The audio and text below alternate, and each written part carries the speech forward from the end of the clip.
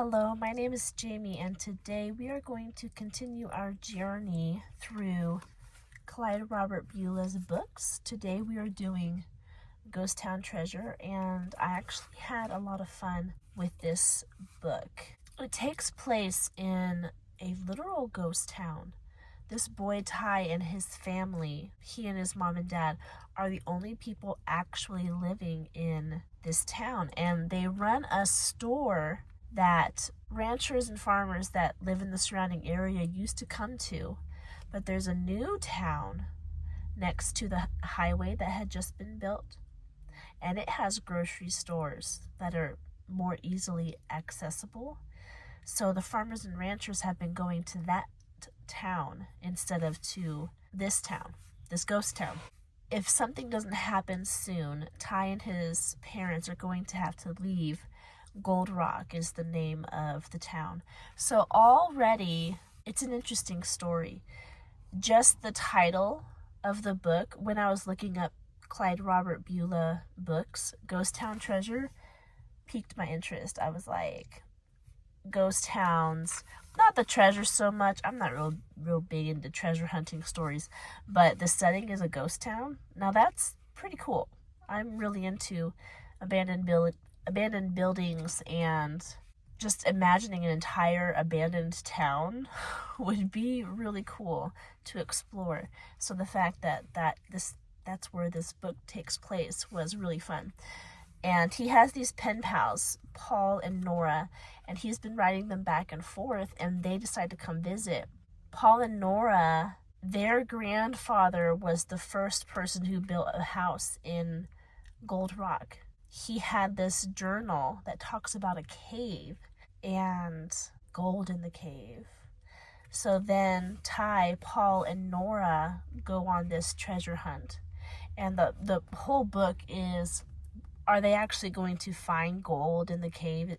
Is that real? And is there any way they can save the town, or is Ty and his parents going to have to leave, have to move out? So a lot of fun. I looked up the reading level, and one source said between 8 and 10 years old, and another said 3rd or 4th grade. I would put this at 3rd grade. Probably. Most of Clyde Robert Bulla's books are around the 3rd grade level. There have been a couple that were more difficult. There have been some, like Poppy Seeds, which was easier, but on average, his books usually run around 3rd grade. It's a short book. Most of his books are pretty short. It is 79 pages long. It was written in 1957, and I really did enjoy this book. I would put it up there with The Sword in the Tree, which I really enjoyed, and also Eagle Feather. I always talk about that book. It was very enjoyable, so I do recommend this book. Let me show you some of the illustrations. It does have illustrations. Here's the very first one. What would you call this style of artistry? Reminds me of stucco.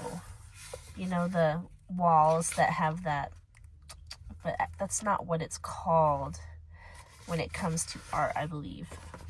There's the ghost town. Just really cool. Here's a neat silhouette picture of Ty and his horse, King. So, nice illustrations. Usually the characters in Clyde Robert Bulla's books are respectable people. They are respectful of their parents and others around them. So it's a look for kids at what proper attitudes towards people around you should look like. But this book also teaches a sense of adventure, to explore and to solve problems and to enjoy the great outdoors, which is somewhat lacking, especially in America. Kids are being brought up differently than even when I was a kid, when my husband was a kid. Back then, it was a lot more outdoorsy, even in town. Like if you're out in the country, you tend to be outdoors more.